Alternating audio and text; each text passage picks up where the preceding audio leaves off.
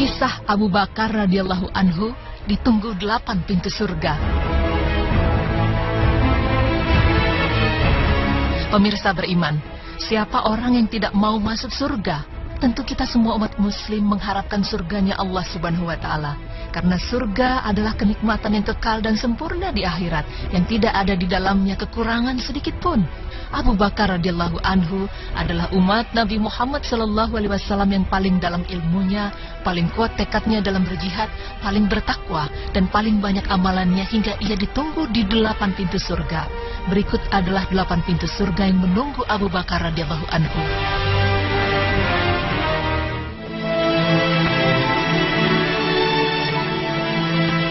Pintu surga yang dimaksud di sini adalah semua sifat Abu Bakar radhiyallahu anhu yang memiliki amalan paling banyak dalam hal beribadah dan membuat kebaikan. Yang pertama adalah salat. Salah satu kewajiban bagi umat muslim di dunia yang tidak boleh ditinggalkan adalah salat. Begitupun bagi seorang Abu Bakar radhiyallahu anhu yang sangat rajin dalam ibadah salat 5 waktu termasuk salat sunnah. Tentu pada akhirnya pintu ini akan memanggil orang-orang yang memiliki keistimewaan dalam amalan tersebut.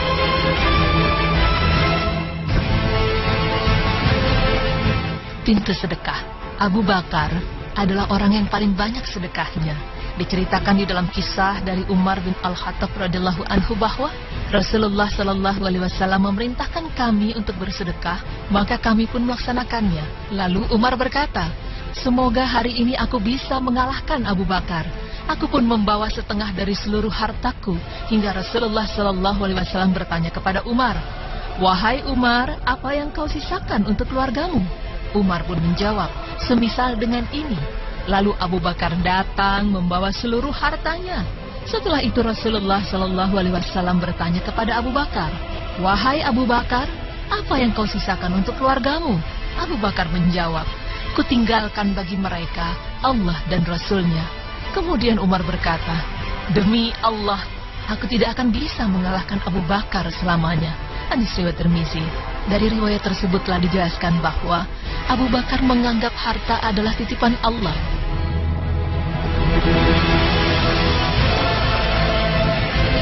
Pintu berjihad. Selain kuat dalam sholat dan bersedekah, Abu Bakar juga dikenal sebagai orang yang teguh dalam berjihad. Hal ini dibuktikan setelah Nabi Muhammad SAW wafat, karena sejak itu Abu Bakar berperan menggantikan tugas atau posisi Nabi Muhammad SAW untuk menyebarkan kebenaran. Walaupun banyak rintangan dan berbagai tekanan yang menyudutkan Abu Bakar, tak membuatnya gentar untuk berjihad di jalan Allah Subhanahu wa Ta'ala.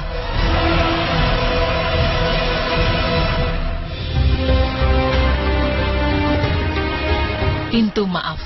Abu Bakar adalah seorang yang pemaaf, seperti yang terdapat dalam riwayat dari Abu Darda radhiyallahu anhu yang mengatakan bahwa aku pernah duduk di sebelah Nabi Shallallahu Alaihi Wasallam. Tiba-tiba datanglah Abu Bakar menghadap Nabi Shallallahu Alaihi Wasallam sambil menjinjing ujung pakaiannya hingga terlihat lututnya. Kemudian Nabi Shallallahu Alaihi Wasallam berkata, "Sesungguhnya teman kalian ini sedang gundah." Menanggapi hal itu Abu Bakar berkata, "Wahai Rasulullah, antara aku dan Ibnul Khattab terjadi perselisihan. Aku pun segera mendatanginya untuk meminta maaf. Kumohon padanya agar memaafkan aku, namun dia enggan memaafkanku. Karena itu aku datang menghadapmu sekarang." Lalu Nabi Shallallahu Alaihi Wasallam menjawab, "Semoga Allah mengampunimu wahai Abu Bakar," sebanyak 3 kali. Tak lama setelah itu Umar menyesal atas perbuatannya dan mendatangi rumah Abu Bakar sambil bertanya, "Apakah di dalam ada Abu Bakar?"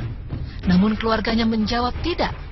Umar segera mendatangi Rasulullah Sallallahu Alaihi Wasallam, sementara wajah Rasulullah Sallallahu Alaihi Wasallam terlihat memerah karena marah, hingga Abu Bakar merasa kasihan kepada Umar dan memohon sambil duduk di atas kedua lututnya, "Wahai Rasulullah, demi Allah sebenarnya akulah yang bersalah," sebanyak 2 kali.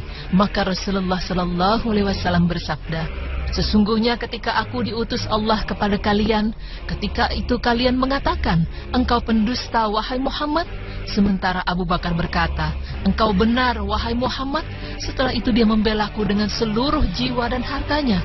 Lalu apakah kalian tidak jeram menyakiti sahabatku?" Sebanyak 2 kali. Setelah itu Abu Bakar tidak pernah disakiti. Hadis riwayat Bukhari.